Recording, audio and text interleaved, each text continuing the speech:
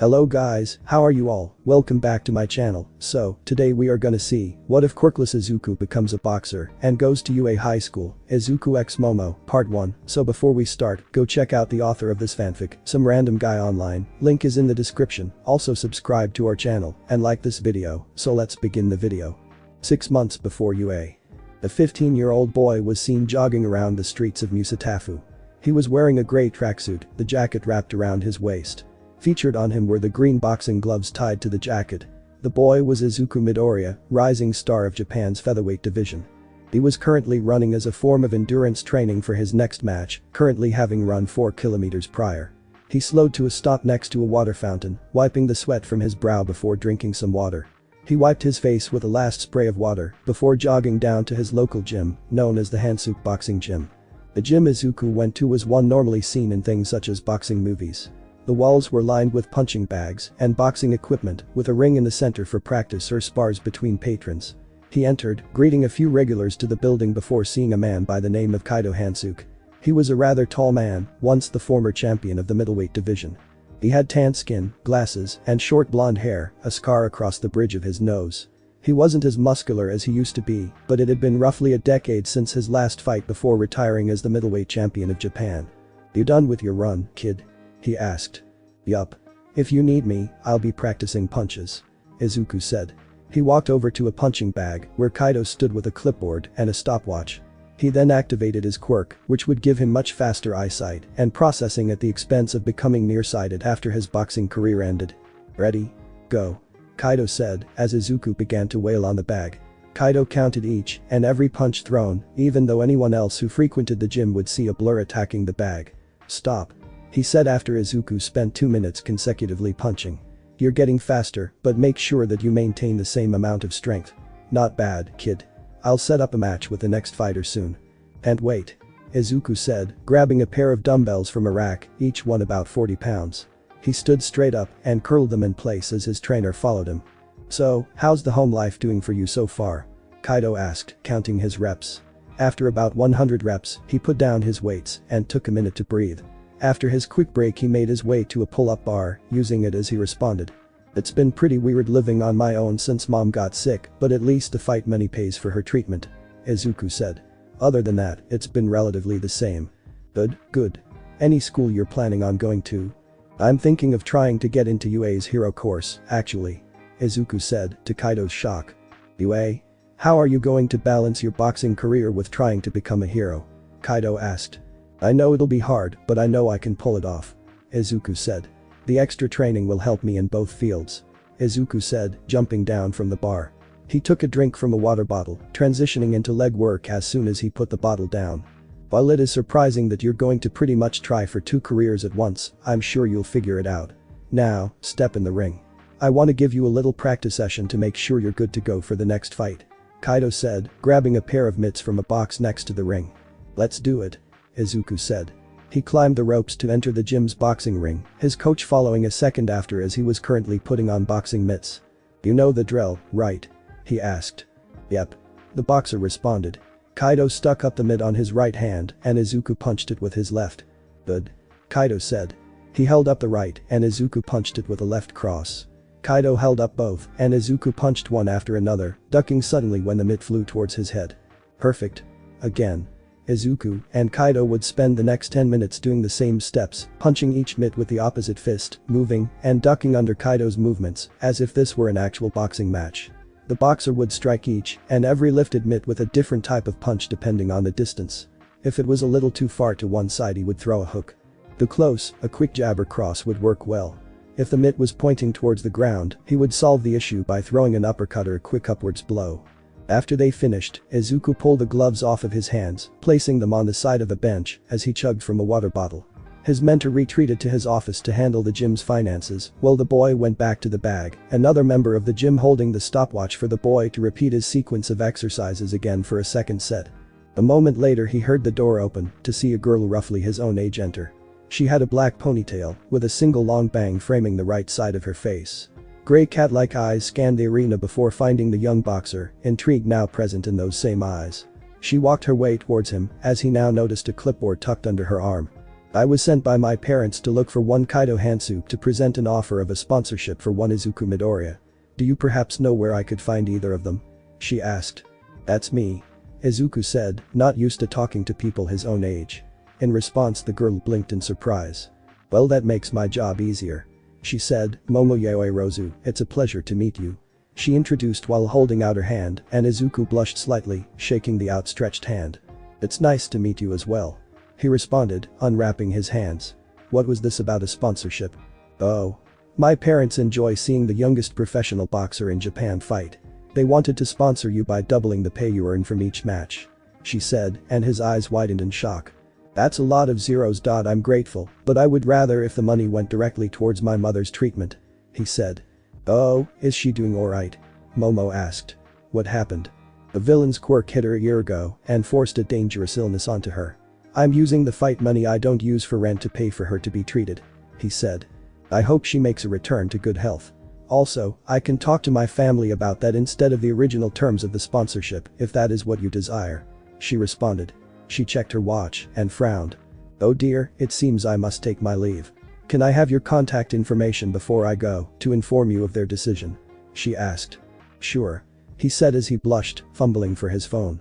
The two exchanged phone numbers quickly before Momo left, Izuku remaining in his position next to the bag to process what just happened.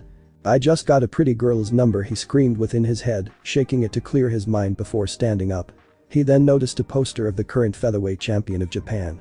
One day, I'll beat you. He thought before he entered the shower rooms to clean the smell of sweat from his form. Izuku took the time while he was there to remember all that happened that day, returning to the main gym area to a grinning trainer. Found a lady for yourself, kid. Kaido teased, making Izuku jump with a blush, knowing that his mentor saw the entire interaction he had with the girl. No.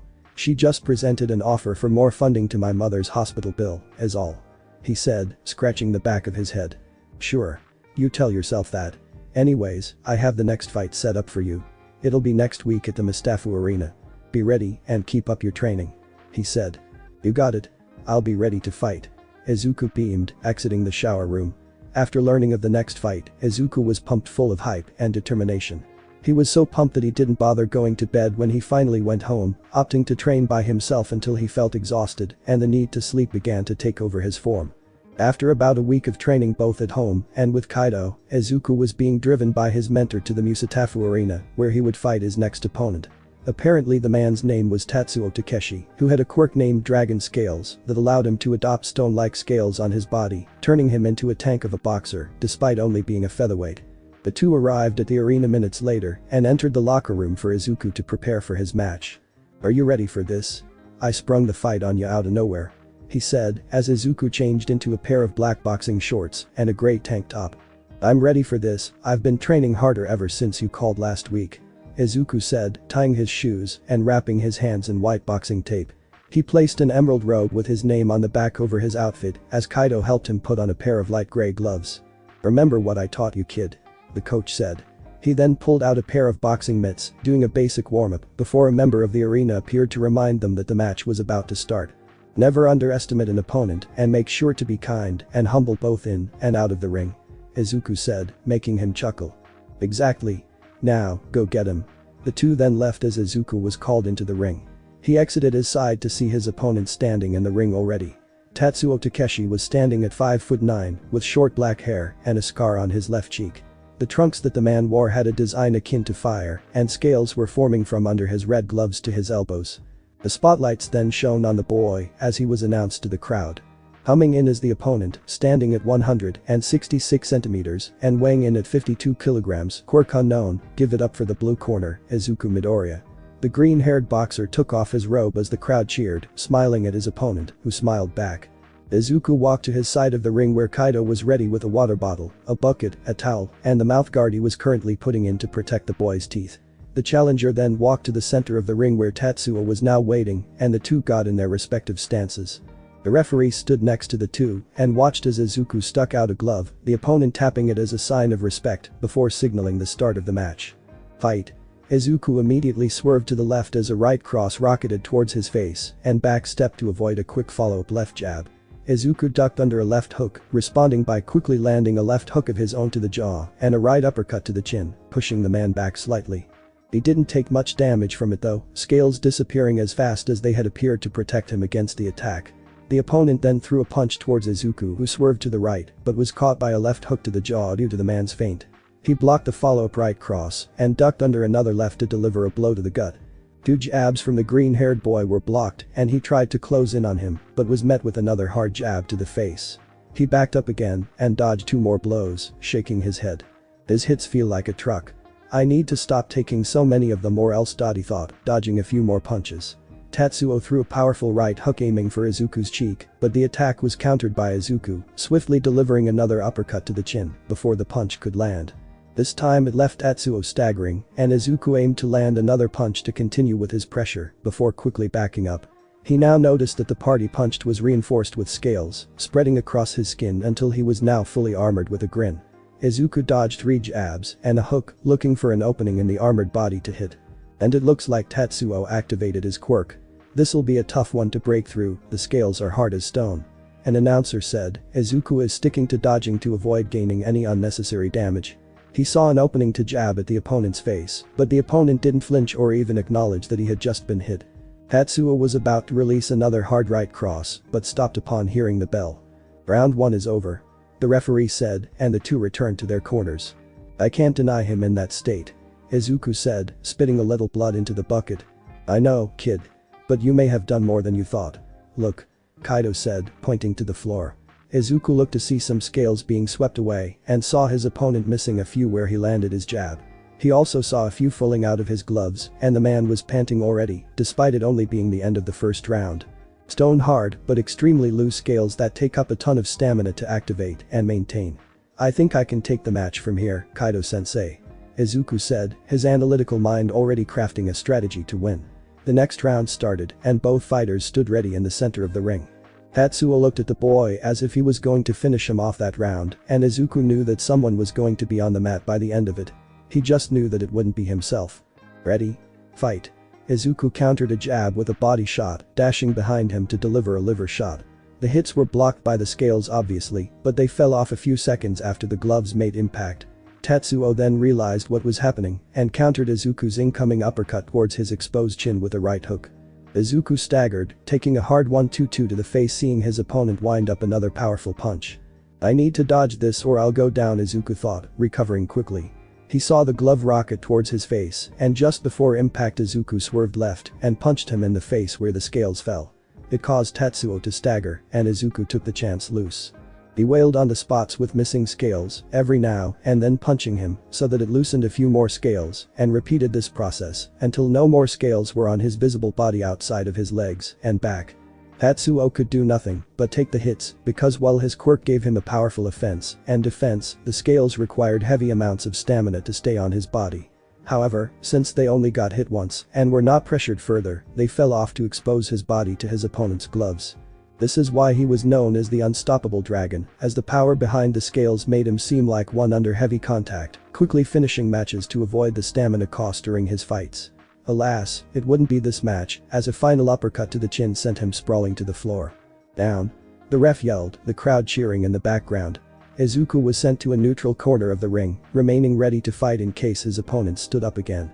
1. Nothing. 2. Nothing still. 3. Tatsuo twitched, right arm moving. 4. He started to prop himself up with the right arm. 5. The left arm followed after, slowly yet surely getting him up. 6. Tatsuo started to lift his head from the floor. 7. He made a strained sound, trying to push himself up despite having no stamina left. 8. He was pushing himself up, almost getting in a knee underneath himself to boost upwards. 9. And suddenly he fell, unconscious. 10. Knockout. Izuku looked at the man, who was now being propped up by his team, as people started to flood the ring. Izuku and Kaido were about to start responding to reporters until a booming yet familiar voice was presented. Fear not, for I am here. Everyone started looking around, Izuku especially, until stopping at the screen above the arena to see All Might standing there. Reporters moved as the number 1 hero appeared, landing in front of the victor of this match. Congratulations on the victory, young Midoriya. I need to have a word with you and your teacher, so may we head somewhere away from the press? He asked, though the press behind him only intensified at his appearance. Sure. Izuku stuttered, the three leaving for Izuku's locker room. Later. The three entered the locker room, where Izuku was buzzing around the room with excitement. "Oh my goodness, it's All Might, holy cow, what a surprise, can I get your autograph?" he said, to the hero's confusion. "Don't worry, that's his eager face," Kaido said. All Might chuckled and signed the notebook presented to him anyways, as Izuku put that and his boxing equipment in a bag. "Kaido-sensei, how do you even know All Might?" Izuku asked. "We went back for a while," he said. "So what brings the number one hero to see me?" the young boxer asked. "Well, that's something you need to sit down for," All Might said. Izuku did so, and he spoke once more. "How did you get into boxing in the first place?" he asked, and Izuku, wondering why he would ask that, answered. "I never told anyone this, except for Kaido, but I'm quirkless," Izuku said, to All Might's surprise. "Then how are you able to beat foes like that Tatsuo fellow in the ring?" he asked. "Let me get to that," Izuku said. "Anyways, despite me being told I wasn't getting a quirk anytime soon, I still wanted and want to be a hero who could save people with a smile as you do," he said. "Mom signed me up for boxing to learn how to defend myself from bullies before she was attacked, and that awakened something in me. Seeing those boxers go at it made me think about what I wanted, and when I saw the featherweight championship fight, I knew I had to be a part of it, hero or not. All Might, I want to become the greatest hero, but I also want to become featherweight champion. I'm going to try the UA entrance exam when it comes, no matter the result. If I fail, I'll opt for General Ed. But I will find a way to be a hero," Izuku said, and the two adults smiled. "That's my boy," Kaido said, patting Izuku's back. "Kid, I need you to answer a few questions from All Might here, okay?" Izuku nodded, and the hero spoke once more. "If you had the chance to become a hero, would you take it?" he asked. "Do you even need to ask?" "I suppose not. Next, if you were a part of the hero course, how would you balance that with your boxing career?" "I've had a training schedule since last year that gives me time for studying and spare time for more training or simple leisure. If a match were to intersect with school, I would accept supplementary classes to catch up. I guess that's covered. Now, the last question. If someone gave you the option to accept a power and become both a pro hero and boxer, or remain quirkless and stay just a boxer, what would you choose?" Izuku stared into his eyes with determined calmness as he delivered his answer. "I would become a hero without question." All Might then laughed to Izuku's confusion, while Kaido smiled. "Guess you found the one, eh, Toshinori?" he said, as All Might suddenly was covered in a cloud of smoke, reappearing as a blonde skeleton in a very baggy suit. "Of course. You made a convincing argument, my good friend," the skeleton replied, a laugh coming from his chest. "Wait, All Might," Izuku said in shock. "Yeah, it's me, the number one hero, All Might hack," he said, stopping to cough out a sum of blood. "How did this happen?" Izuku asked, motioning to All Might as a whole. "It was an injury from a fight kept private," All Might said, showing Izuku a large scar on his abdomen. "You see kid, All Might's been looking for someone to pass the torch to, and I pitched you into him," Kaido said. "Why me?" Izuku asked. "Well, you have the heart of a hero in ya. Remember all those times you helped out people just because you could?" Izuku blushed at the praise, quickly turning back to the topic at hand. "So you want me to be your successor? But I'm quirkless. Aren't there other people who can do better?" he asked.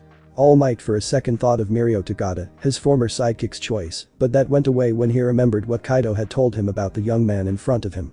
Izuku was then suddenly smacked in the back of the head as Kaido looked at him with some annoyance. "I told you to stop putting yourself down so much, kid. Anyways, care to let him know?" Kaido said, as All Might coughed again. "I will. Young Midoriya, I have an offer to present to you. Would you take on my power and become the next symbol of peace?" Izuku started to tear up and smiled through the tears. "Absolutely."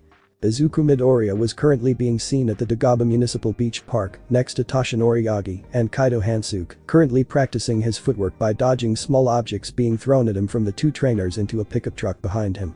Currently the boy has dodged a broken pair of gloves, a hatchet, a microwave, a refrigerator, 2 tires, and just recently sidestepped a large pipe wrench. "Come on, young Midoriya. If you can dodge a wrench, you can dodge a ball," All Might yelled, tossing one at the boy who dodged. To make this training effective, Izuku's hands were tied behind his back. Somehow it worked, as Izuku was not being hit by anything they threw at him due to fear of getting hit by any of the incoming projectiles. "You do realize I'll die if I'm hit, right?" he yelled, ducking under a brick. "Oh yeah, I should have thought of that. Whoops," Kaido said, stopping himself from throwing a giant sword made out of other blades. He threw it back into the pile and untied Izuku's arms as he stretched them now that they were free. "So besides nearly dying, why are we training here by cleaning up this beach?" Izuku asked. Well, young Midoriya, we need you to build more muscle before the entrance exam. Your current body mass is enough, but more muscle would be extremely helpful when being given one for all. All Might said. And cleaning the beach? Izuku asked. It helps you build muscle for absolutely free. He said. I have a gym. And weights. Those are also free. All Might started sweating slightly. You're being a good person by cleaning the beach. People have been illegally dumping trash here, and being a hero is more than just fighting villains. He tried, and the boy sighed. That makes a lot of sense, actually. Anyways, what else is next? Izuku asked. For the following week, Izuku would carry heavy objects such as refrigerators, scrap metal, and a bunch of other heavy garbage into the same pickup trucks each day, as every so often Kaido would interrupt, taking a day to train Izuku's boxing skills. He would only use boxing tape over his hands and harden his punches by hitting tougher objects so that the boy's fists wouldn't take as much damage when he would attack villains with tougher resistance, and the pair had created dummies made of whatever they could find to accompany this. That's what the two trainers knew Izuku did for training. What they didn't know was the training regime he kept in secret. Nighttime. The boy returned to the beach in a green tracksuit and his boxer outfit underneath. He walked through the remaining garbage, which was halved since the training began, before finding a barely usable door. Izuku smiled as he opened it, welcoming him to a sight familiar to him since his beach training began. It was a large circle of sand walled off by garbage, the only entrance being that door or the sky above.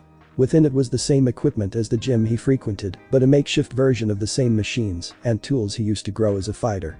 His weights were metal pipes or poles holding up paint buckets filled with seawater or sand, the amount lifted determined by how much he filled the buckets with at that time. For pull-up bars he had an old car lift, and instead of using a mat on the floor, he would allow himself to be challenged by the sand as he struggled to stay in proper form as it shifted around due to his movements. For a makeshift punching bag, it was a continuous set of pillowcases inside a burlap sack, each one within each other, to provide more durability for his intended task, and filled with sand. It was hanging from the old car lift he would use for pull-ups and supported by an old rope, reinforced by a roll of duct tape, keeping it together in the weaker areas. Izuku put on his gloves and began to strike the makeshift piece of training equipment repeatedly, satisfied at the feeling of his gloves making contact with a hard object. He'd rather it be an actual punching bag, but you make do with what you have. He took an hour practicing his footwork and combos against the bag, stopping to rest his arms for a minute before picking up the sand-filled paint bucket weight and placing it across his shoulders. He squatted with the makeshift weight for a while, lying on a broken couch's cushions to deadlift the buckets before putting those down as well.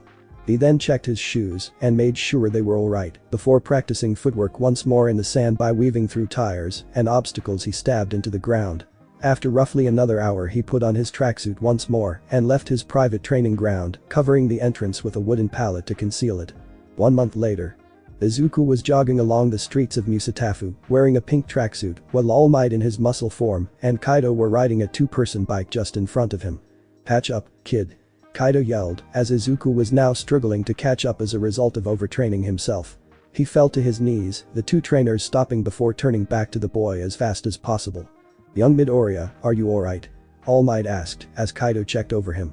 "Kid, you've been overworking yourself, haven't you?" his original trainer said as Izuku was still panting. "I know I've been blessed with boxing training, but I still need to train harder to catch up to all of my peers," Izuku panted out, taking some water from Kaido. "There is no need for that, young Midoriya. You've done better than I had originally hoped," All Might exclaimed. "I would have you clean the rest of the trash, but we have much less time, and Hansu-kun wanted you to start training with one for all early." "Oh please, if I didn't say anything, you would have given it to him the morning of the exam, Toshinori." The number one hero adopted a guilty expression at that, as Kaido sighed. He helped the exhausted boy to his feet, giving him a quick pat on the back. "I was one of All Might's friends before he became the symbol of peace. I want you to get adjusted to the power Toshinori's about to give you because if you don't, it may hinder your boxing career," the coach said. "Wait, how?" Izuku yelled in shock. "If you use way more power than your body can handle, you may overload your body and break your body before you can save anyone," All Might said. "Be glad you had training prior we met, otherwise your limbs would have burst if I gave you one for all right away," he said, laughing in his muscle form before quickly deflating and coughing up blood. Izuku's eyes widened at the statement until Kaido interrupted him. "Don't worry kid, this is why we're going to start training you with one for all early," he said. All Might pulled a strand of hair from his head and gave it to Izuku. "Now eat this," he said, to Izuku's disgusted confusion. "The DNA needs to be transferred for the quirk to be spread. It's much less gross than drinking his blood or something along those lines. Kaido said. Okay, I want to be absolutely sure before you give me this power. You just asked me 3 questions and then gave me approval. Why was it that simple? It feels way too easy, even with the training. The boxer asked. In response, All Might laughed, confusing him even further. I was waiting for you to ask, young Midoriya. All Might exclaimed. You see, Hansu-kun had already shown me that you possess the traits of a worthy hero.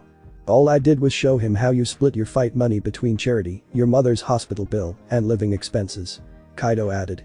Although I may have also shown him a combination of your talent for fighting, this, and some of the other good things you've done without incentive. Remember that hospital visit? And the time you defended one of your opponent's fans from your own after a match because they were drunk? Yeah, I remember those. Izuku responded. Events like those, that show who you are hit much harder than anything you can say.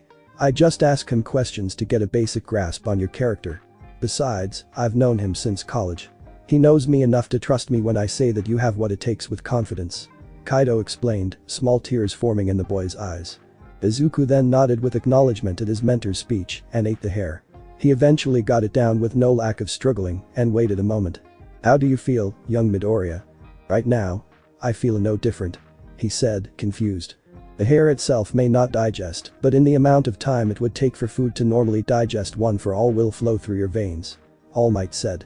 Now, let us train some more while One for All becomes a part of you. Izuku grinned, and for the next hour, Izuku was refining his punching technique against Kaido, who was holding boxing mitts. The two were still training in the sand in order to improve his footwork. After the hour ended, Izuku suddenly stopped to the surprise of his 2 trainers. I think I can feel it. Izuku said, as a mixture of red and green lightning started being released from his body. Allow yourself to bathe in the power of One for All, young Midoriya. All Might yelled, in his muscle form once more. Izuku turned himself towards the ocean, firing off a right cross. The power that released from his fist carried sand and split the surface of the water wing and raw power shooting forward until it eventually stopped. Izuku then fell to one knee, his right arm purple from bruising. He was just lucky that none of his bones were broken. We're gonna need a way for the kid to figure out how to balance all that power, or he's gonna be breaking a lot of bones in the future. Kaido said, as Izuku suddenly thought of his most recent boxing match. He remembered Tatsuo spreading his scales across his entire body, each and every part covered to ensure that his body was protected from incoming punches. Trying to mimic that with One for All, Izuku suddenly began to kick up more sand and wind as he activated One for All. He felt as though he didn't need to call upon a large amount of strength, so he attempted to limit himself to a safer percentage, though instead of maintaining it, he accidentally let it slip. The effect was still there though, as both teachers beamed with pride. Oh my goodness. All Might yelled, surprised. How did you learn how to do that so quickly? He asked. I just thought of Tatsuo, my most recent opponent's scales, and how they spread around his body. I tried to lower the amount of power in my body, but I accidentally let it slip and lost it. He said, explaining how he felt the surge of One for All within his body. Say, how much do you think you're currently able to use if you activated it right now? Kaido asked. I'd say about 8% at most, Kaido-sensei. Izuku said. Can you move? All Might asked. Let me see. Izuku then activate One for All again, forcing only the necessary amount of energy to enter his body. He then attempted to take a step forward while focusing on the new power. He slowly walked his way over to All Might, his body training with every small movement he made. He then attempted to start walking towards Kaido, but his concentration slipped and he deactivated One for All. He fell onto one knee, the 2 trainers running to him to help him up. I'm fine. Trying to maintain that amount of energy is just tiring as all. Izuku got up, dusting himself off before looking to his 2 trainers. We'll help you get used to controlling One for All in the future, kid. You can take the rest of today and tomorrow off to rest. Kaido said, and Izuku smiled before perking up at something.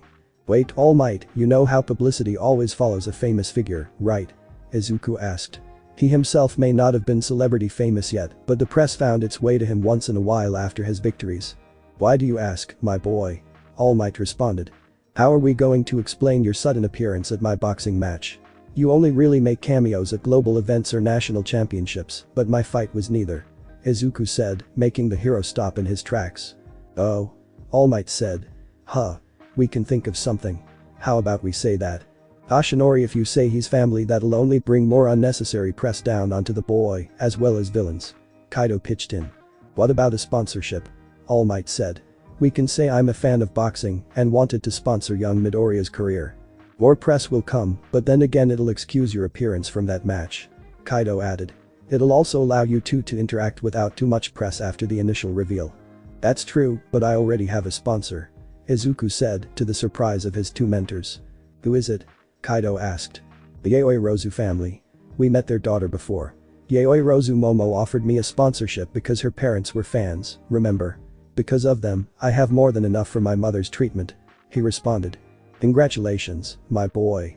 Though that does throw a wrench in my plan. What if I say I'm using my popularity to support boxing in Japan as a whole? All Might suggested, recalling that while quirk usage in the ring rose and boxing popularity as a whole, fans for the sport were still smaller compared to other industries and sports. If we're seen in public, they will think I'm advocating the sport. Let's go with that. Izuku responded and left to enjoy the rest of his day. Upon returning home that day, he filled an entire notebook with ways to utilize One for All heroically and into his boxing career.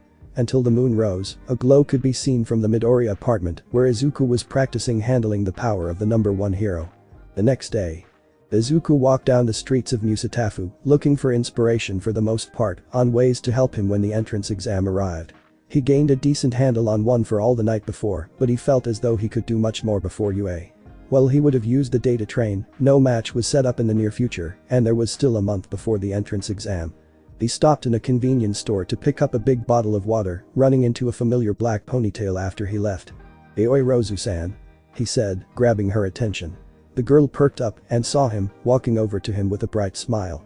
Midoriya-san, it's nice to see you again, she said. Same with me. He responded. What brings you out here? He asked, nervous to once again be talking to the beautiful girl. I was honestly bored. For the most part, I'm waiting for next month, she said. Oh, you're going to the USA as well? He asked. She nodded, telling him how she was to get in. I got accepted through recommendation, she said, and his eyes widened. Really, you must be amazing for someone to have recommended you in, he said, making her flush slightly. Oh, yeah, thanks, she replied nervously. Do you want to walk around with me? She asked, making him blush. Oh, sure. If you're okay with me, he replied. The two walked around Mustafa and caught up on what they had done in the past month. According to the girl, Momo had hit the books hard, memorizing the molecular formulas for hundreds if not the cents of objects so that a quirk could create them. Aoi Rozu-san, wouldn't something like a book or list of formulas be more useful than pure memory? Izuku asked. Yaoi Rozu nodded. I'm writing a book of formulas for UA, but I still need to know the formulas for some objects in case of emergencies, she replied.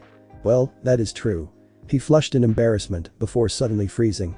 Hold on a moment, that's still amazing, he said, surprising the girl. How so? She asked. Being able to remember the molecular formula for objects on the fly or whenever you desire, that requires insane memory and learning. How long did it take for you to get where you are now? He asked, excitement in his eyes as he was finally able to discuss quirks with someone. I would say I've been studying and memorizing molecular formulas since I was about 6, when I could begin to master basic formulas. She held out a hand, and out of it came a Russian doll that looked like the girl in her current outfit. Aoi Rozu Momo, you are a genius. I could barely begin to comprehend how much hard work that would require, he said, making her flush red. Thank you, Midoriya-kun, she responded. I hope that I can see you at UA, he said. As do I. Good luck with the entrance exam, she said, and he nodded. Thanks. After that, the duo continued to walk around together until she was called to leave once more. The two parted and Izuku returned home. Later, Izuku took a seat on the floor after an intense hour of training.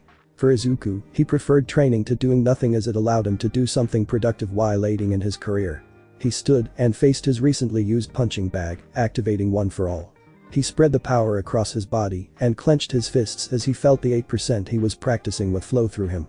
After getting used to the strain of tensing muscles due to the energy flowing through his body, he decided to attempt some basic warm-ups with this activated. He started with a few light hops in place and proceeded to move around in a circle, dodging hits from an imaginary opponent and jabbing at the air. Once he felt comfortable with his ability, he went to his bag and started to practice the same strings of punches, but now they were much faster and stronger thanks to One for All. The bag shook and rattled as a result of the unrelenting pressure Izuku Midoriya put on it as he was practicing basic strings of punches, his strength pushing it to the point where the boy was scared that he might accidentally snap the chain. Once he finished, Izuku removed his gloves and boxing tape, taking a seat to rest and contemplate on his new power. One for all is amazing, yet very dangerous. Izuku observed, writing in a notebook. If I use too much I could not only kill someone, but destroy myself in the process. I need to learn to control this. Izuku then finished writing what he said to himself in the notebook, nodding once it was complete. I also need to figure out a name for it, so that people won't question what my quirk is called. The boy then thought of how One for All worked. When he activated it, the strength and speed that enveloped his form wasn't like a crashing wave, or even a heavy surge. It felt more like someone was placing a cowl upon him, fully covering every part. Wait a second, Izuku muttered, eyes lighting up as he wrote the new name on the cover of the notebook. Quirk notes. Full cowl. He took a bath and changed into a pair of shorts, making his way to his bedroom and stretching to alleviate the pain he knew would arrive the next morning, had he not done so. Once under the covers he recollected his thoughts, going over the excitement of practicing with One for All the next day. Another small part of his brain spoke up right before he fell asleep, telling him that it would be nice to see Aoirozu Momo once again. The next month flew by, with Izuku taking each day to learn how to better control One for All at 8%. He tried shifting the power to a single limb or finger, but as a result the limb or appendage was immediately strained after use. He also decided that should he activate his power while boxing, no more than 5% should be enough, as he and Kaido agreed that someone could be hurt much worse than they should in matches, should he go over that limit. At the same time, contact with Momo increased. They would get together once a week to chat about how their day went, what was going on in terms of training, and so on. Now was the time Izuku was anticipating since he hit junior high. The UA entrance exam. UA campus. Izuku walked up to the campus of UA early that morning, seeing the faces of fellow newcomers and awaiting upperclassmen. He was currently wearing his green tracksuit with hood over his eyes, so as to not attract unwanted attention before his exam began. Black boxing gloves hung over his shoulder as he held the strings in his hand, already wrapped in boxing tape. He marveled at the size of the hero school, walking forward as to reach the main auditorium for details and take the written portion. He saw a girl with short brown hair make her way into the school, before feeling someone roughly bump into his shoulder. That would have tripped him had he not been training with footwork for the past few months, immediately catching himself. "Get out of my way, fucking extra," the boy said, and Izuku looked from under his hood to see Katsuki Bakugo. He wanted to say something, but that would make him recognize him, and Izuku wasn't ready to do that until he entered the hero course. He then lowered his hood further and walked away, eager to just get the debriefing over with so he can attempt to enter the prestigious school. Later. "Can I get a hey present?" Mick yelled to the awkwardly silent crowd. "Tough crowd, huh?" he said. "Let's just get this over with."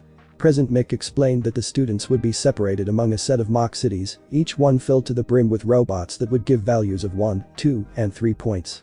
They would have to destroy as many as possible within a certain time limit, as the robots would be scattered among each city for the students to destroy. A blue-haired student with glasses pointed out that no explanation or position was shown for the silhouette of a fourth type of robot, and Present Mick grinned. "Oh, the zero-pointer. It's simply a distraction meant to mess with your work gathering points. Don't bother taking it down, as you gain nothing from it," he said, causing the boy to nod and take a seat. Izuku, sitting between a pink-haired girl and a boy with red spiked hair, went over the information in his head before smiling and putting on his gloves. The students filtered into buses towards the mock cities, the boxer being sent with the two he sat with to ground beta. They filed out and a girl with brown hair tapped his shoulder. "What are the boxing gloves for?" she asked. "It helps me stay calm," Izuku said, finishing trying the strings of his gloves before throwing off his tracksuit. Some of the students looked in shock as the featherweight fighter slammed his gloved fists together, getting into his regular stance. "Dude, are you seeing this? It's Izuku Midoriya. Who's he? Japan's youngest professional boxer, you dumbass. I heard he hasn't used his quirk in the ring. I guess it's time to see what it is." Izuku ignored the commotion around him and narrowed his eyes at the gate, his body glowing and some lightning forming around him as the gates to the city opened. "Here we go. One for all. Full cowl. Start." Present Mick yelled, confusing the students.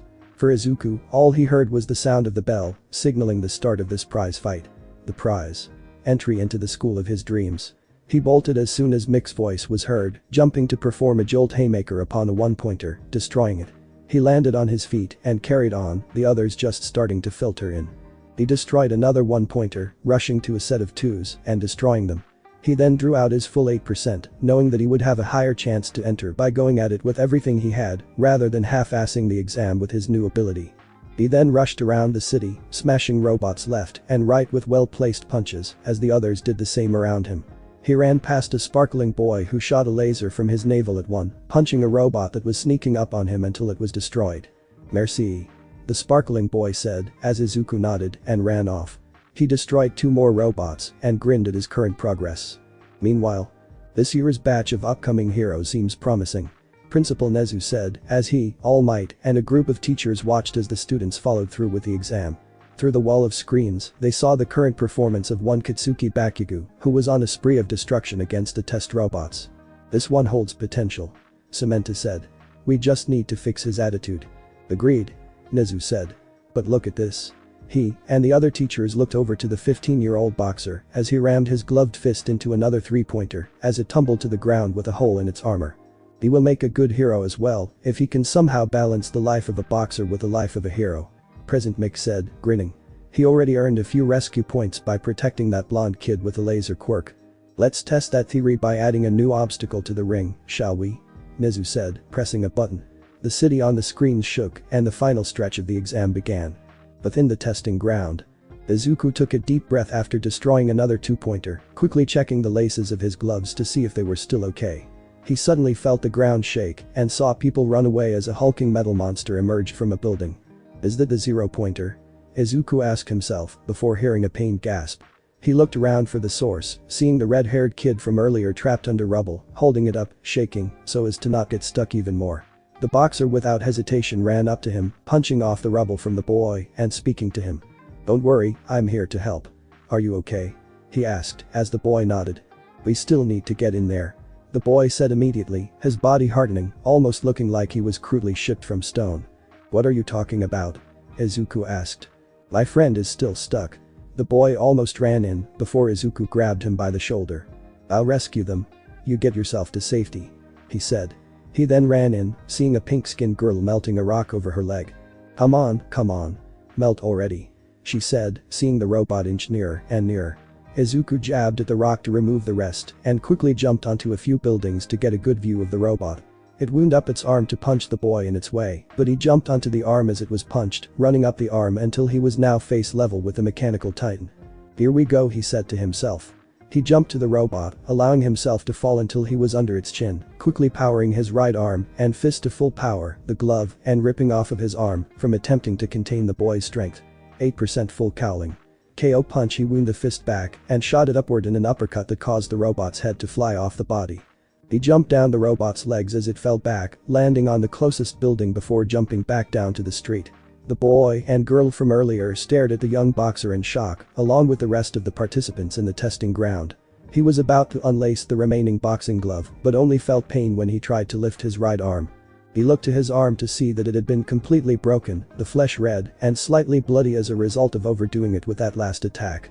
The tape under the glove was also gone, but that was alright, he didn't expect his gear to last past the exam anyways.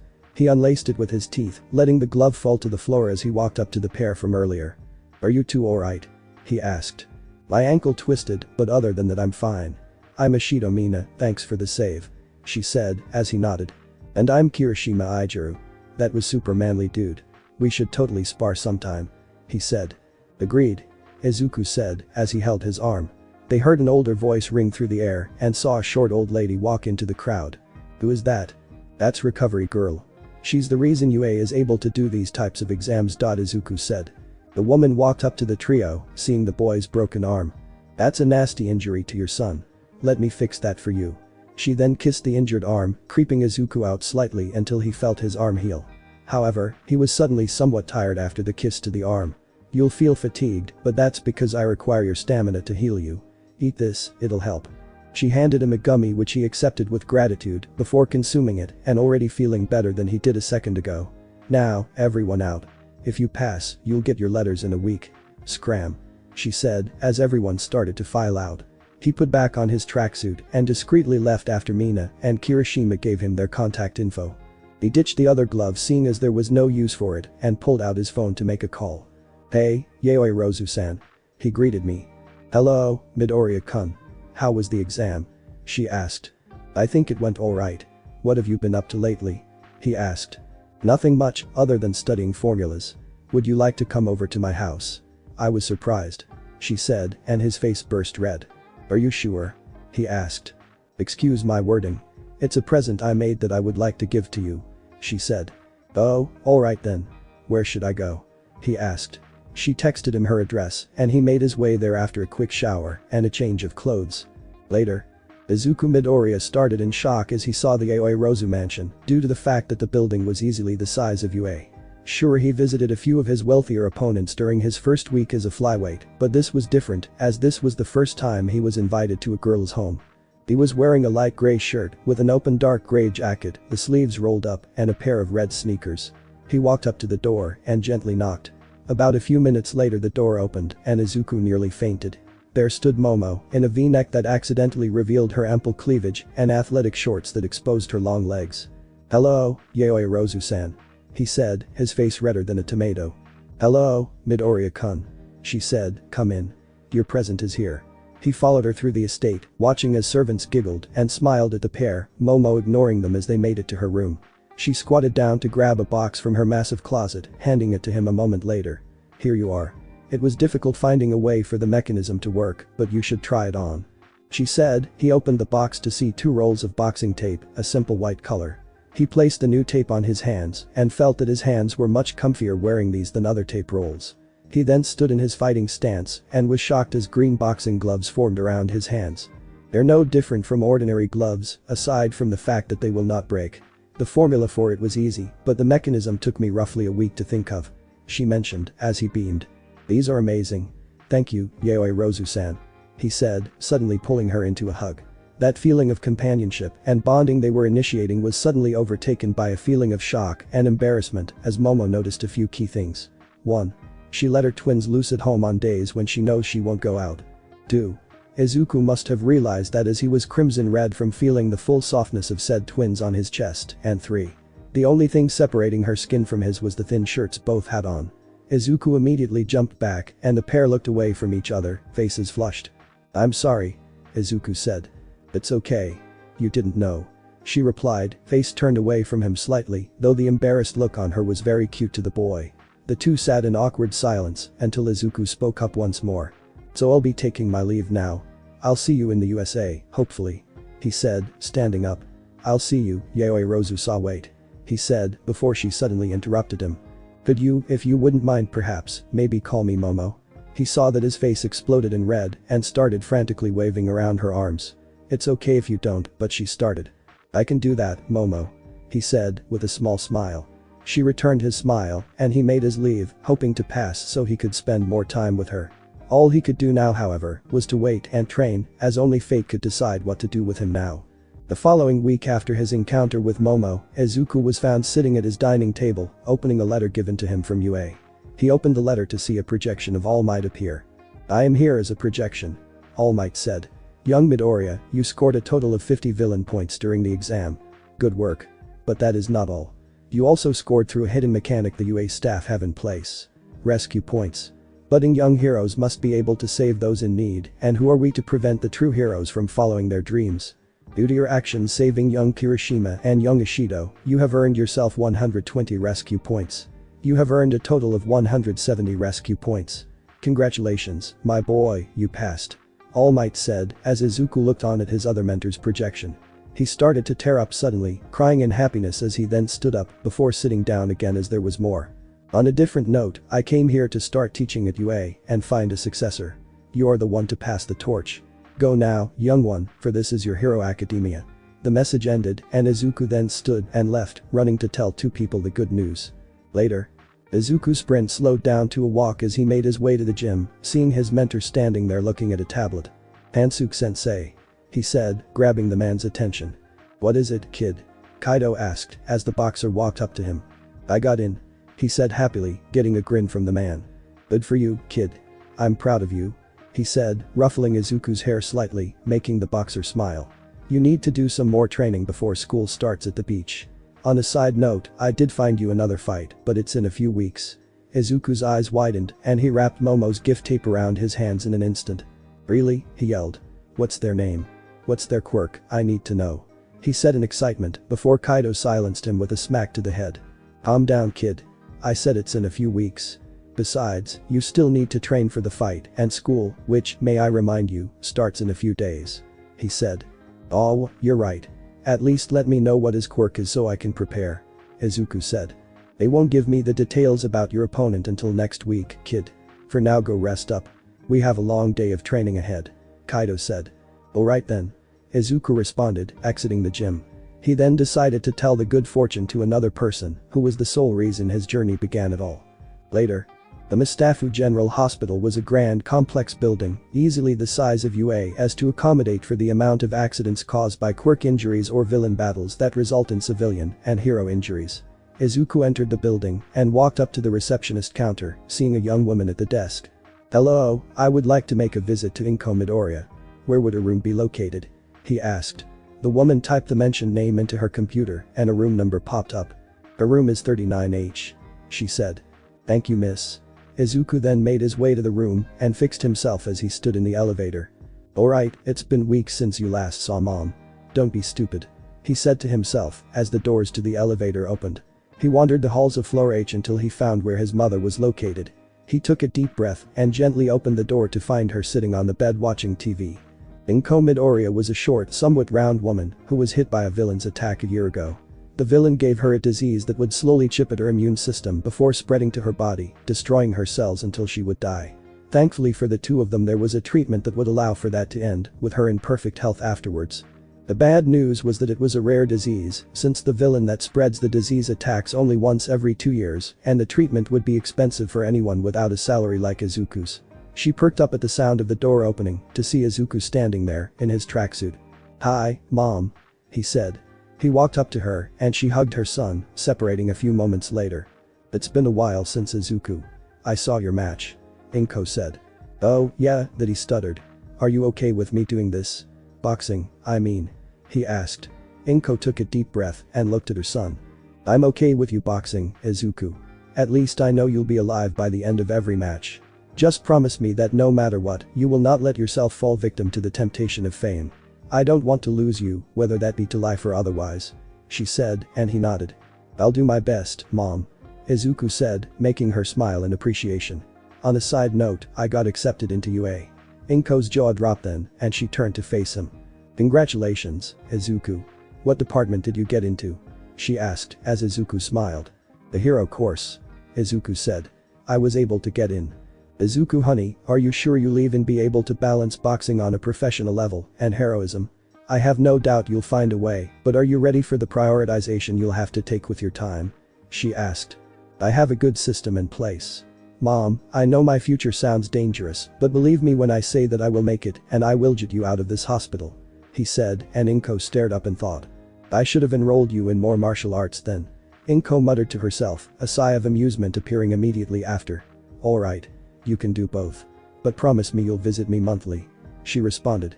And if anything dangerous happens to you, you will choose between one or the other. You understand? I understand. I need to go prepare for UA, so I'll see you after the next fight. Bye Mom. He said, leaving the room. Inko looked at the closed door and sighed.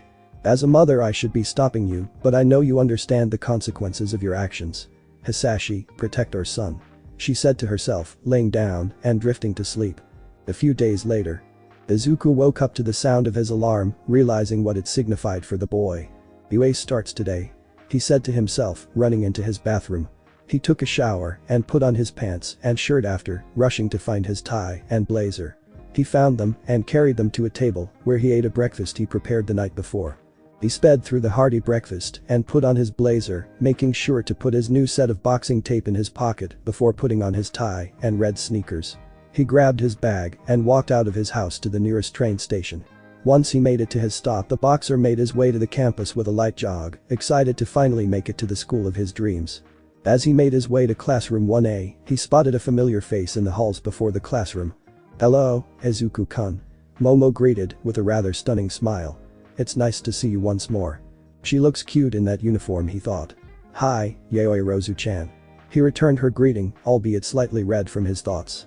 Now that won't do. She said to herself. Izuku-kun, if you're letting me call you Izuku, you should call me Momo, remember? She told him, reminding him of that event. His face lit up red, and one could practically see the smoke erupt from his ears. That's what friends do, correct? the girl inquired. Due to a lack of legitimate companionship with males, seeing as they wanted her not as a friend, but as more for her body and her wealth, she lacked male interaction. With the few girlfriends she had in school, she based her treatment of friends off of that, where they were all on a first-name basis. Granted, Momo seemed awkward around him, but this was due to him being the first boy outside of her father she had a friendly relationship with. They attempted to think of a reason against being on a full first-name basis with the Yaoi Rozu heiress, but female interaction was new to him other than his mother, a few reporters, and some fangirls every now and then. He decided there was no reason to deny her this, as she had already allowed him to call her by her first name a few days prior. "Alright then. If it makes you happy, Momo," he said, and she beamed, her bright smile only worsening his blush. The two decided then to make it to the classroom, the large doors intimidating Izuku before entering the room. Upon the doors opening, the two were immediately met with a blue-haired kid and a blonde arguing. "Who the hell are you to boss me anyways?" the blonde growled. "My name is Ida Tenya. I'm from Same Prep School," the boy explained. "An elite, ha, I'll have fun blowing you to a crisp," the blonde yelled. "Is that how you talk to your fellow classmates?" Ida yelled. "How loud?" Momo said. Izuku and Momo decided the best course of action was to sneak around the two and make it to a pair of desks. It almost succeeded, but not before the blonde kid noticed them. "Eku, what the fuck are you doing here?" the blonde growled. Eyes turned to him, but two figures from the currently seated group of students got excited to see him. "Hey, it's the boxer guy," Mina said. "What's up, dude?" Kirishima asked. Izuku internally thanked them with all of his heart for defusing any action Bakugo may have done had they not intervened. Momo in the back examined the apparent hatred coming from the blonde boy, wondering where the anger came from. "Oh, I'm fine. How are you guys?" he asked. "I'm going great. Thanks for asking," Mina said. "But that punch of yours was amazing. You just went up to it and bopped that bot on the chin and boom, there went its head." All eyes turned to Izuku, who was currently trying to shrink his way out of existence. "Oh, and thanks for the save. That was totally manly of you," Kirishima added.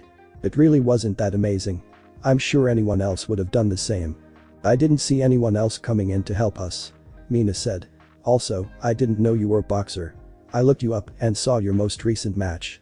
You destroyed that guy," she said. Izuku was about to say something in response until he noticed from the corner of his eye a yellow thing creeping through the door. "Eyes? What is that?" he asked, prompting the class, now all here, to see the thing slither further into the room. It had the face of a human man, looking like he wanted anything but to be there. "It took you all 4 seconds to quiet down. More rational than I had expected from first years, but still not fast enough," the man caterpillar fusion thing said. It pulled out a juice pouch from the bag and drank from it, adopting a grin that only asked death to come faster. "My name is Aizawa Shouda and I am your homeroom teacher," he said, dropping the bag to reveal a man with long shaggy black hair and a black outfit, a large white scarf wrapped around his neck. Yellow slitted goggles were located on his neck, barely visible from underneath the scarf. He pulled out a set of tracksuits and threw them to the students. "Put these on and meet me at the training grounds in the back in 5 minutes," Aizawa Shouda said. The class followed his instructions and were outside just a few moments later. Izuku could feel someone's gaze burning him, but Momo put a hand on his shoulder to reassure him. "We teachers at UA have the freedom to guide our students however we choose. So, we'll skip initiation and start off with a quirk assessment. Bakugo, get in the circle." The blonde walked into the circle and held the ball in his hand. "What was your farthest throw?" Aizawa asked. "Roughly 76 meters," Bakugo said. "Try again this time, but use your quirk," he added. The boy grinned and with a yell of die, sent the ball flying with an explosion. 703 meters, Aizawa said. "This will be fun," Mina said until she was silenced by Aizawa's glare. "Fun you say? How about we make it more fun? Last place gets expelled immediately." The class gawked at this, Izuku included, before Momo spoke up. "He must be lying. Don't be fooled," she whispered. Izuku sighed in relief, but decided to focus anyway on the off chance that it wasn't. "But that isn't fair," a brown-haired girl named Uraraka Achako said. "Not fair. Natural disasters, villains, and quirk-related incidents that cause harm to civilians are not fair. This is simply weeding out those who can't heroes from those who can't," he said. "Now, let's do the rest of the tests with that in mind." For the next 2 hours or so, the students were doing basic fitness tests, this time incorporating their quirks during them. Izuku looked over the list of tests, noticing that they looked vaguely similar to one of his workout sets.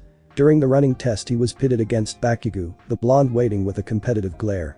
Activating 8%, he got into position as Aizawa stood next to them with a stopwatch. "Go," Aizawa said, and Izuku disappeared in a green streak of light. He sped alongside Bakugo's explosions to the end, quickly surpassing them by the time he reached the finish line.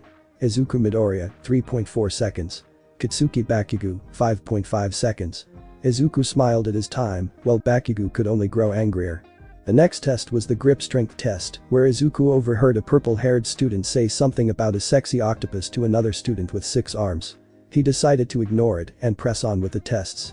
During side steps, the same purple boy bounced off 2 sticky balls that came from his head, getting the closest score to infinity during the side steps. The final test was the continuation of the ball throw. Iida kicked the ball with his engine legs, while people like Mina and Hagakure simply threw it as far as they could, due to not having a quirk that gave them the ability to launch them as far. Momo ended up shooting it out of a cannon to Izuku's surprise, and Uraraka scored infinity thanks to her quirk removing gravity from the ball. Izuku Midoriya, step up to throw. Aizawa said. Izuku stopped into the circle and took a deep breath. He powered up to 8% and wound up his arm. He quickly pumped 10% into his pointer finger just before it left his hand, reinforcing the rest of his body with 8% again to avoid breaking his finger. His hand now sported a swollen finger, but it was still fine enough for Izuku to throw punches and finish the remaining tests without too much trouble. 720 meters. Aizawa said. Izuku smiled and was about to step towards Momo until he saw a figure barrel towards him with the sound of numerous explosions filling the air. "Eku, you bastard. When the hell did you get a quirk?" Katsuki Bakugo yelled, speeding towards the boxer. On instinct, Izuku got into his boxing stance, fists up and ready to counter the incoming attacker. The ash blonde was about to make an impact, but suddenly he was caught by long strings of cloth and unable to produce explosions. "The hell is this?" he yelled, struggling to break free from his confinement. "Carbon fiber and metal alloy, perfect for captures. Back away from him now or I'll expel you," Aizawa said, his hair floating and his eyes glowing red. The boxer then walked towards Momo after the explosive boy was released, and the girl was looking at him with some concern. "I'm not sure what the history between you two is, but I hope that this grudge won't get in the way of training," she said. Izuku sighed and looked at her. "I don't really know how it's going to go with him here, but I'll do my best to prevent this from being a major interference from now on," Izuku said, making her nod with approval. Aizawa then showed the class a scoreboard of the class rankings, with Izuku in 3rd, above Kaken, and placed just underneath Momo and Todoroki Shadow. On the list it seemed that Minoru Mineta was in last place, and Aizawa stared at him in contemplation. On the note of expulsion, it was a tactical ruse, Aizawa said, causing panic from some of the students. "You all should have seen that coming. There is no way a teacher at UA would expel any student on the first day," Momo said, as Izuku nodded. "Thanks for letting me know," Izuku said. "No problem," she responded. "There are copies of the syllabus in the classroom. Grab one before you leave," he said, and the group dispersed to collect said object before leaving. After grabbing his syllabus, Izuku left the building, seeing Momo walk up to him. "Hello there, Izuku.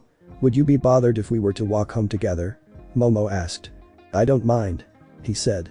He heard a call, and the two turned around to see Kirishima and Mina jogged up to them. "What's up, bro? Mind if I join you?" Kirishima asked. "What's good, guys?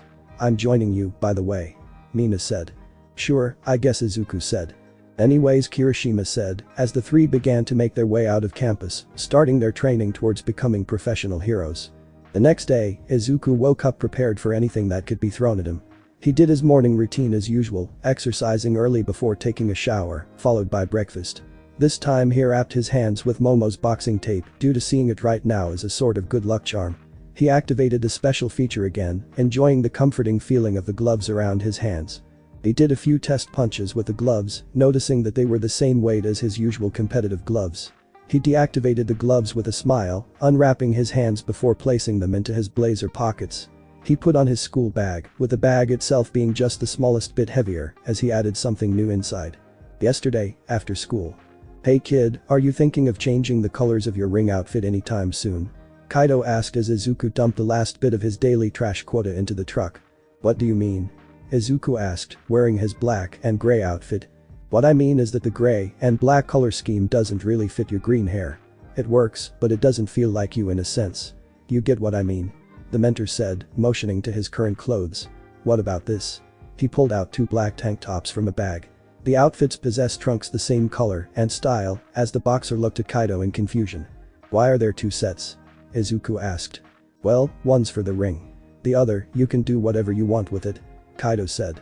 Really? I don't see what I would use this extra for, but okay. Izuku said, accepting both outfits. Present.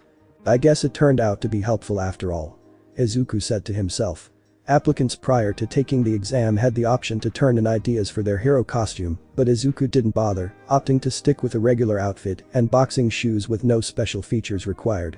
Well, aside from the gloves forming over his tape whenever necessary, of course. He boarded the train to school and arrived 10 minutes later, seeing his friends from the day before walking onto campus. Hello.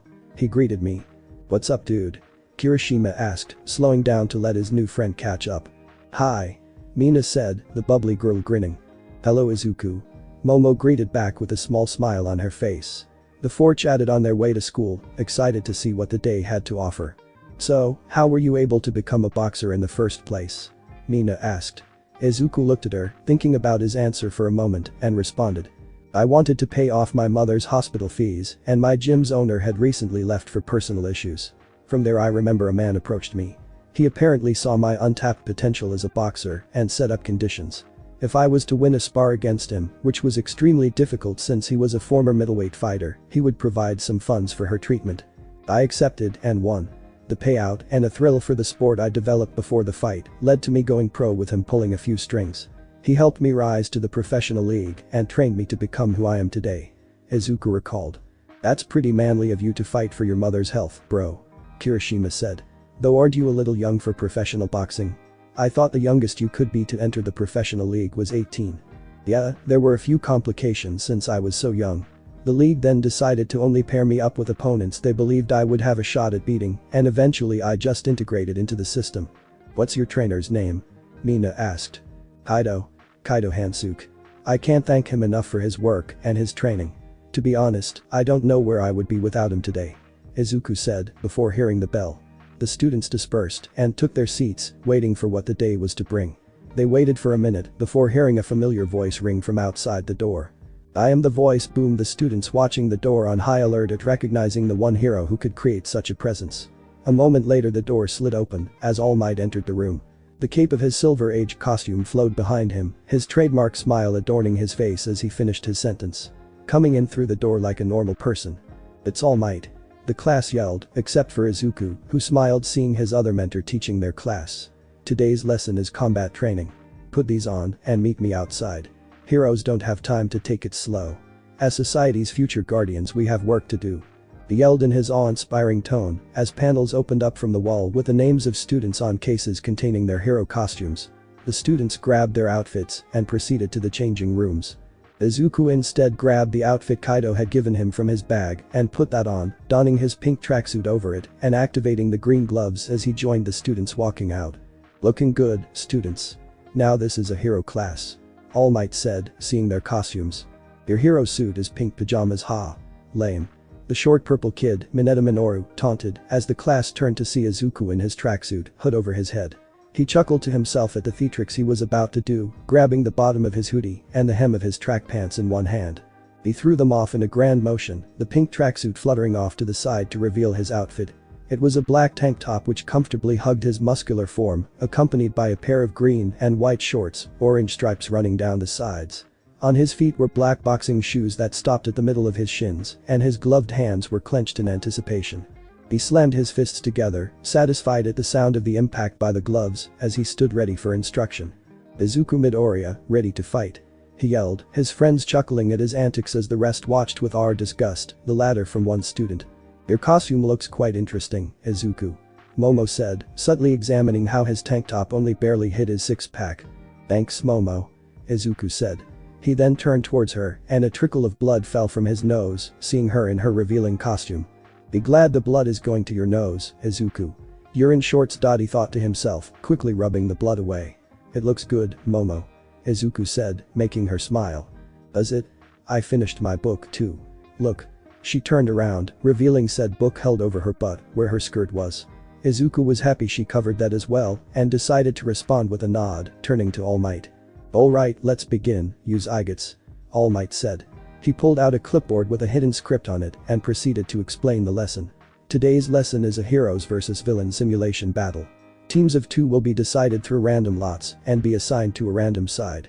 The hero team has to either subdue the villains or locate the nuclear weapon guarded by the villain team. The villains have to prevent the weapon from being captured to defeat the heroes before the timer goes off. Now, any questions? Immediately, a million questions were fired off at him. Why are there random draws for teams? Asked Iida. Heroes will have to sometimes work together with others that they do not know. This style of choice seems best to simulate that, Momo mentioned. Izuku nodded at the explanation and prepared to draw lots. After drawing, the students then proceeded to match up with their partners. Looks like we're up, Izuku. Momo said she and Izuku were in Team A. Yeah, let's get this done. Izuku responded, preparing for whatever fight is next. The first matchup is Team A as heroes and Team D as villains. All Might said. Izuku and Momo looked to the side to see Uraraka and Bakugo, the latter staring solely at Izuku with killing intent. Both teams have 5 minutes to prepare. The rest, come with me. The students dispersed, leaving Uraraka and Bakugo to enter the building. Izuku and Momo stood there, looking over a map of the interior. What's the plan, Momo? Izuku asked. Momo looked at the map and thought before deciding on a strategy. Izuku, I'm going to assume Bakugo will come at you first, so I believe it is best to find a way to root him away before encountering Uraraka, she said. What if I distract him while you go? If Uraraka-san gets one touch on me, my gravity will be removed and I would be useless. You have the best options to encounter her while I keep Kaken away from the objective, Izuku responded. Kaken? She asked. It's a childhood nickname that stuck, he responded. Anyways, I need to keep him at bay since I know he'll only want to focus on me. He dropped to his fighting stance as Momo created 3 flashbangs, placing them on her left hip. She also placed a strip of rubber underneath her shoes to lessen the sound of her footsteps. His quirk is explosions, right? You may need this, Momo said, handing him a black metal rectangle with a handle. Thank you. Now then, it's time. Izuku turned towards the entrance to the building and Momo stood by his side. First battle, begin.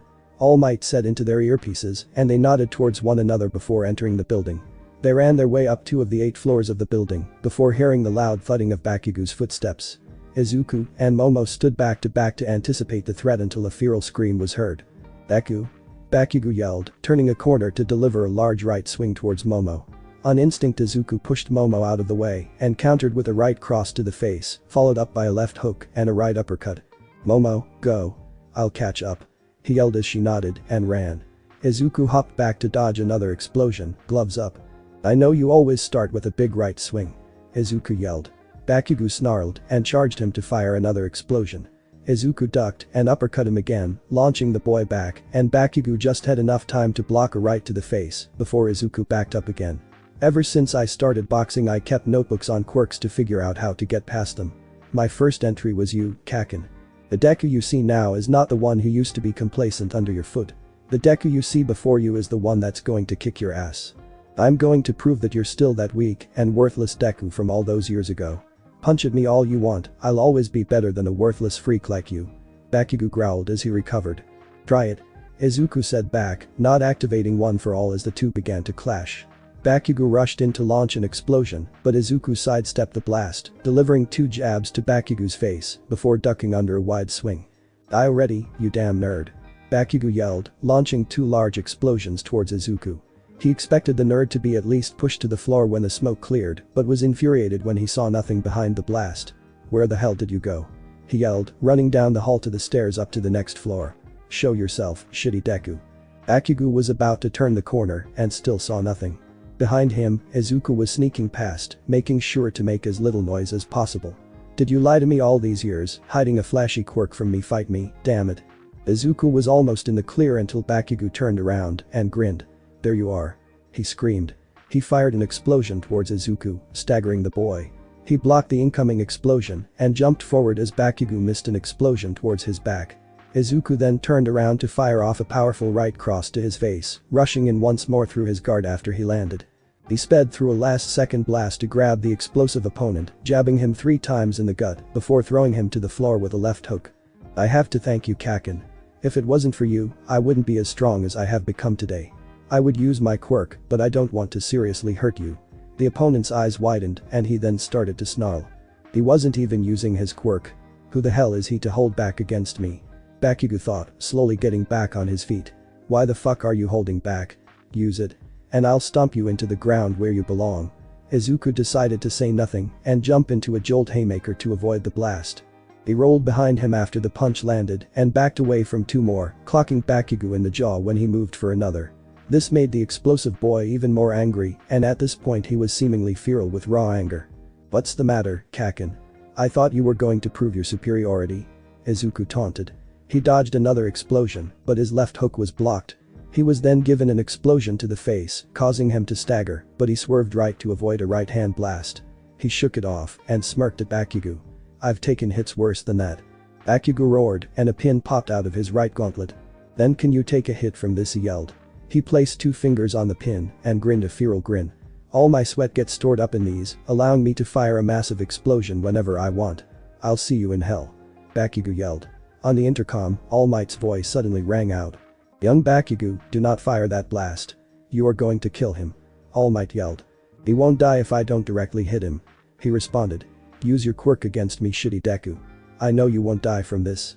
He pulled the pin, and from his gauntlet a massive torrent of fire and raw energy erupted from the glove towards Izuku, who had nowhere to run.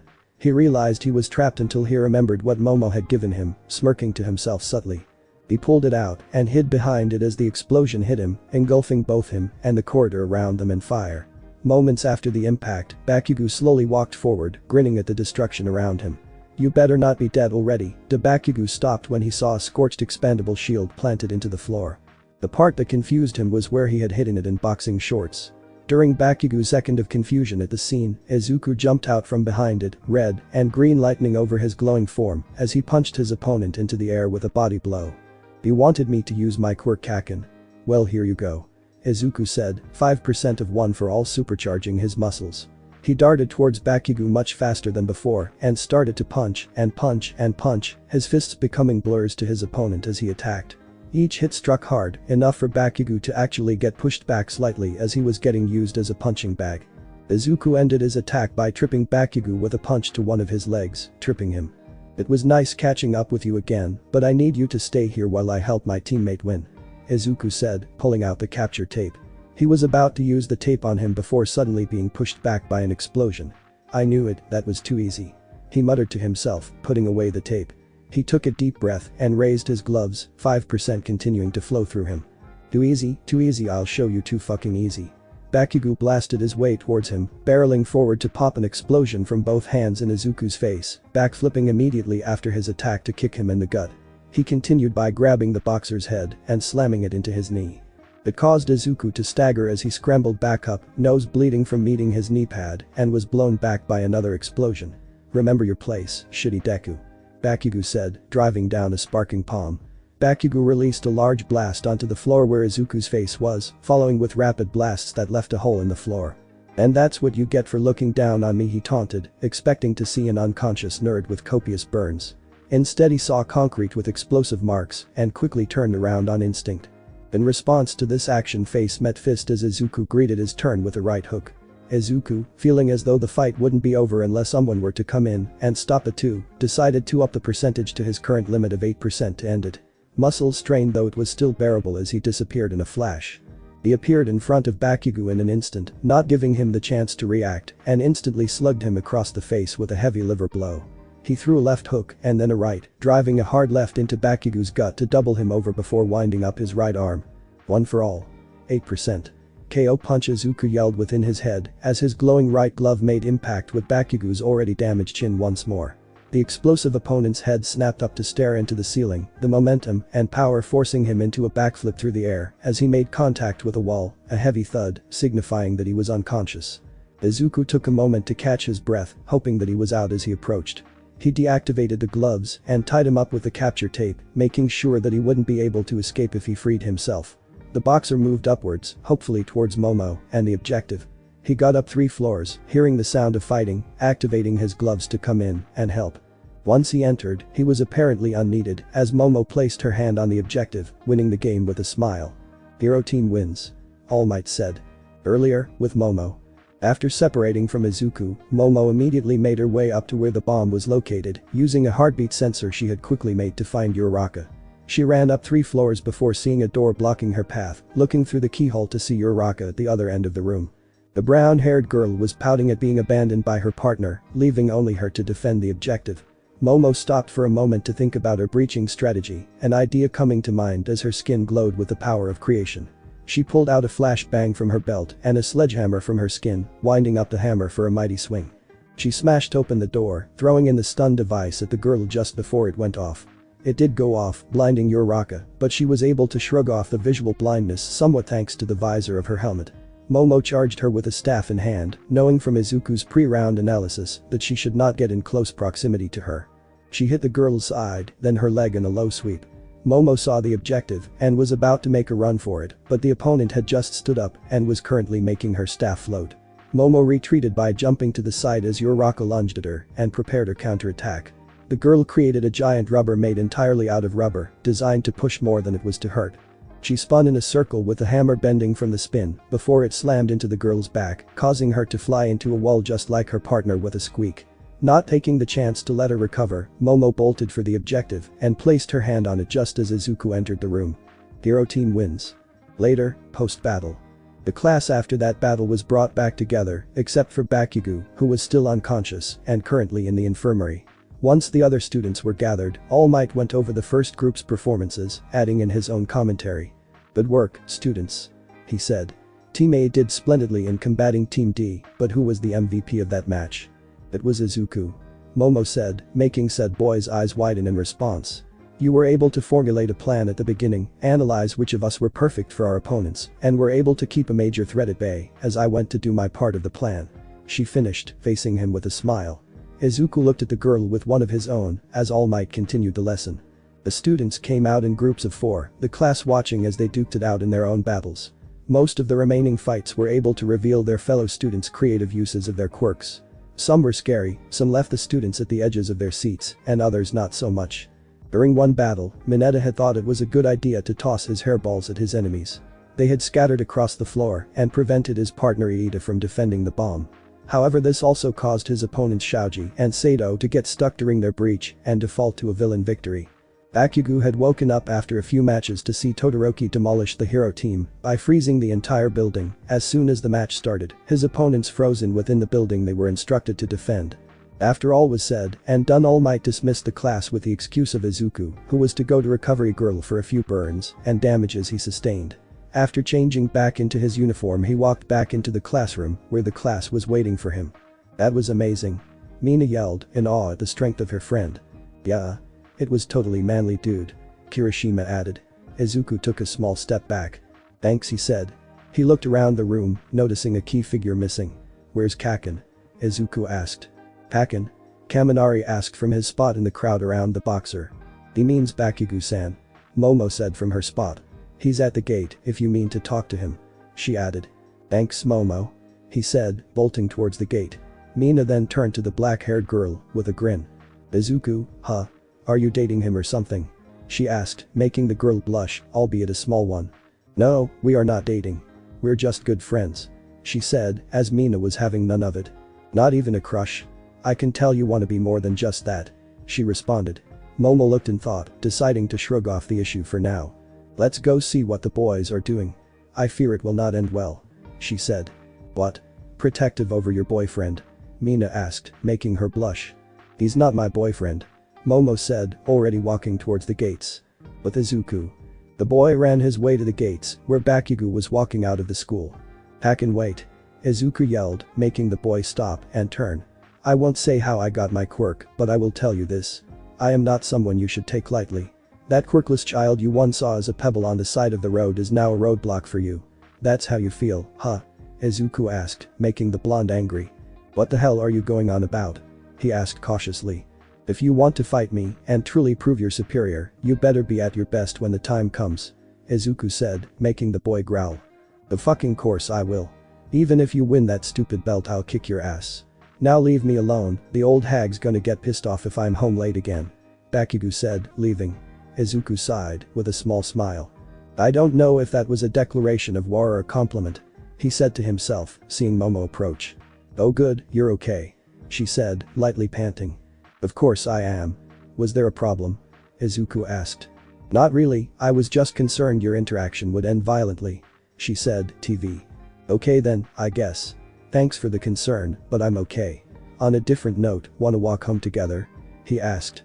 She nodded, and the pair made their way out of the school. In one of their minds it was hand in hand, but that would be for another time. Thanks for watching my video, and make sure to check out the author of this fanfic, link is in the description. See you next time, till then sayonara.